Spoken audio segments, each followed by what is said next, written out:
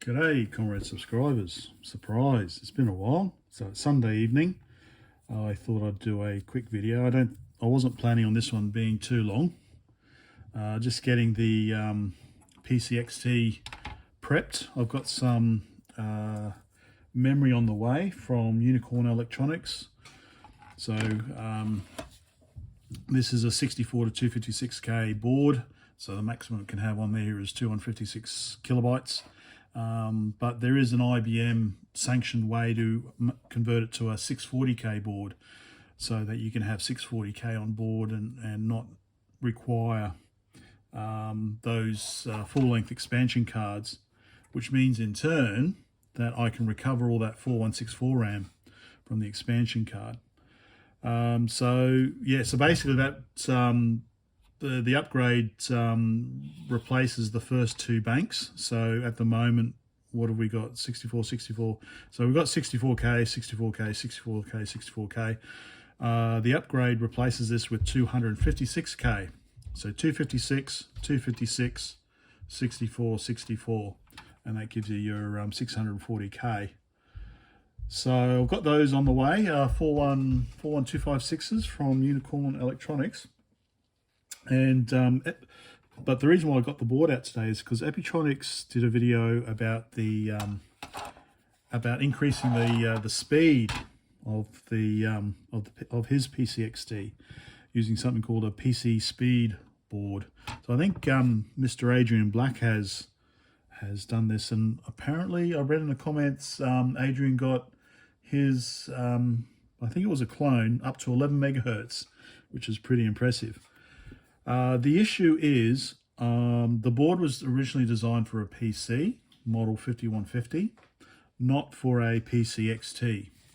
And the main difference with the PCXT is this slot 8. So it's got this 8th slot here. So this is an 8284. So this is the 8284 chip here that basically decides the clock rate. I think it's divides by 3 or whatever. So whatever the frequency, and divide by 3, and that's your clock. So on the 5160, you can see here that it's actually socketed. So the idea is, so this is actually something that someone in the 80s designed. So this is my version of the board. So I've been learning KiCad, KiCad, which is why I've been a bit otherwise occupied. I think, so what Mr. Epitronics, sorry, I don't know his actual name, discovered when he was putting his board in is that the board that's available is just too wide. It's 29 millimeters, I think. So it's just a bit too wide, which means that it hits this slot 8 here. So his workaround was, basically putting a few extra IC sockets just to raise it up high enough so that it's over that. So I was talking to this is the other problem. So there's people have got usernames on YouTube, they've got usernames on Discord, and obviously they've got their real names as well. But Thomas and I are having a good discussion. He's pretty good with designing circuits. And I said to him, well, we should go surface mount and make it skinny. So he's come design this really skinny. It's basically it's a skinny board that rather than being two ICs wide, it's one IC wide, and he's managed to squeeze all the passives as surface mount underneath the ICs. So his solution is basically a nice slender board like that. So I've done some work as well, because it's good practice to learn how to use KiCad. So what I've done is, my solution is, like I said, I've replaced the passives with surface mount instead of through hole, and just reorganized it a bit. Actually, Thomas had a good idea, was rotating the crystal. So normally the crystal was horizontal, so we've rotated it vertically, and I brought it back in. So this is a 25mm wide board. I think it's U1. So you take the 8284 out, the existing one out, and that basically plugs in like that, I think. And then you've got dual 8284s or something like that. And so just looking at this looks to be good enough. We've got enough, let me zoom down.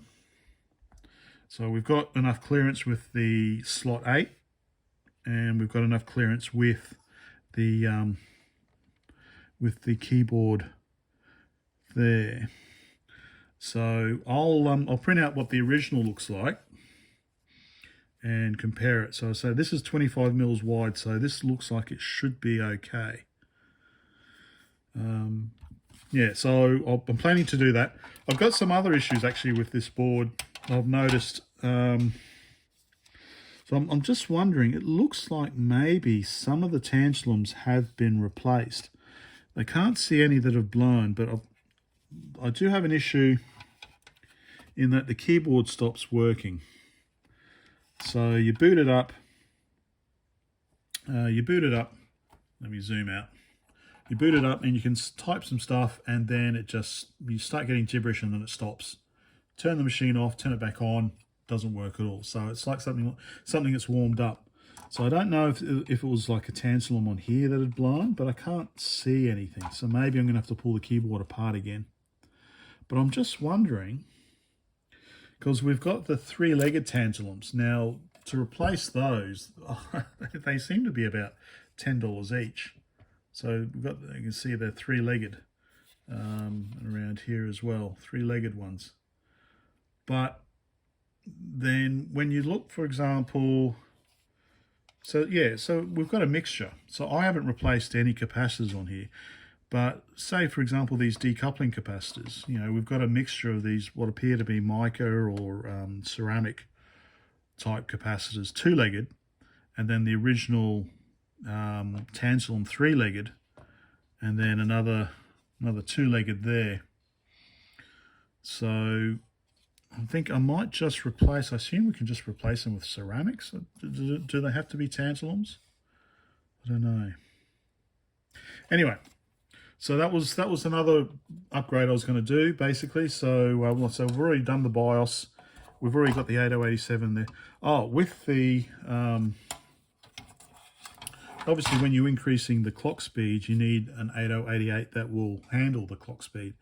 So this is an original 8088, which I assume is limited to 5 megahertz. The recommendation is to use an NEC V20, which you can get them from China, 16 megahertz. But yeah, you've got to wait 2 months. But I had a look through my collection, and I do actually have, I've got a few. So I've got, so I've got an 8088-2, which I think is good up to 8 megahertz. So I might try this one instead of a V20 initially, because I've got it, and see how it goes running at 8 megahertz.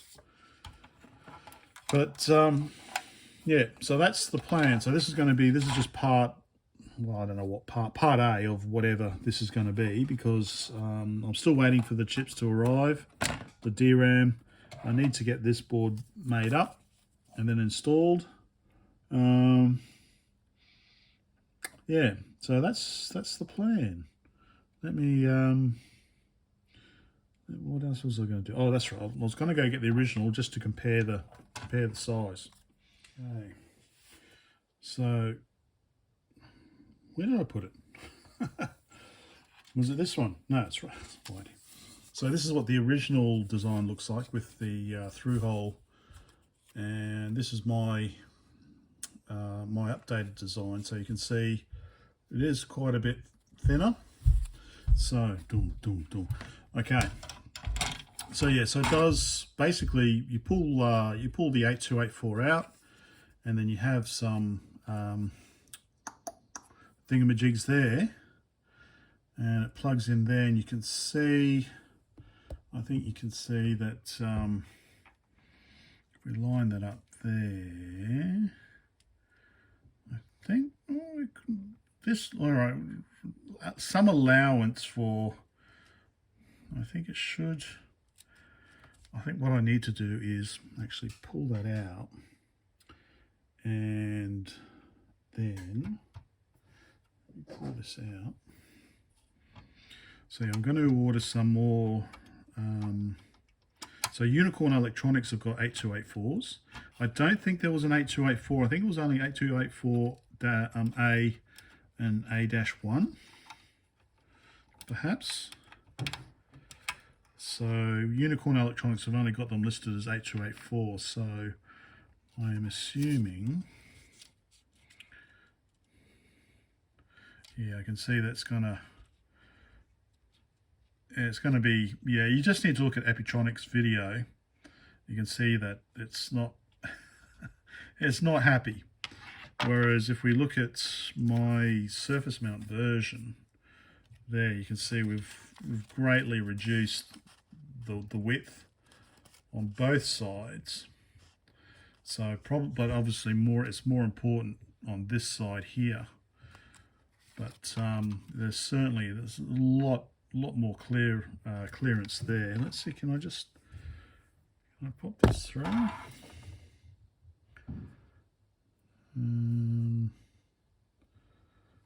How's this going to work?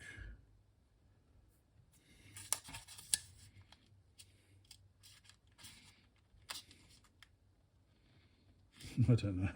I'm just trying to pop the chip through, and someone's going to say, oh, you shouldn't be doing that to a rare chip, you should be using an IC socket.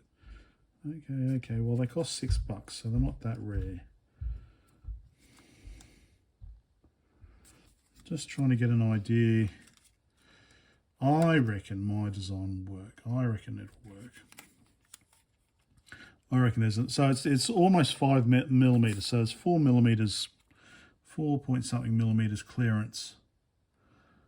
I reckon that'll just, and if it doesn't, I'm just going to get the file and just file it down until it squeezes in there. I think that's what I'll do. So let's stick the original chip back in.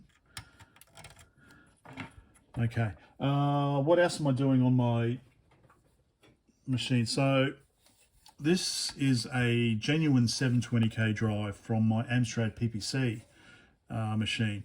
Okay, so I don't know what happened there. My camera app on my iPhone just crashed. So, as I was saying, Amstrad PPC. This is genuine 720K drive from the Amstrad PPC. I don't know how much of that recorded, but anyway, I was with the original 1.4. I was thinking of respraying it black, but I'm thinking this kind of grey is a lot better. The other thing with these drives is that it does actually have jumpers to set A and B drive. So I don't know if that's going to help me. But yeah, so I'm going to try this in the machine as well and see how I go. So yeah, that's amongst other things that I'm doing. What else am I doing? I'm still working on a few other things. I managed to secure some SMP 59-96 connectors from Ukraine for the Belarusian Byte computer. So I'm going to make an adapter for that for the ZX Spectrum. Hopefully that'll work. But that's about it. So I just wanted to do a quick update. So like I said, so the summary is, the plan is, so again, I'm not sure about, should I put in, I'm just wondering, like, it looks like, do I have my, no, I don't have my, I'm just wondering if, oh, okay, no, what we've got here is we alternate. Okay, that's what they've done here. They've alternated, and then these ones here, and then they've alternated with the, it's a mishmash of different types of capacitors. I wonder if I should just replace them all. That's a 473, 473s. I wonder if I should just replace them all.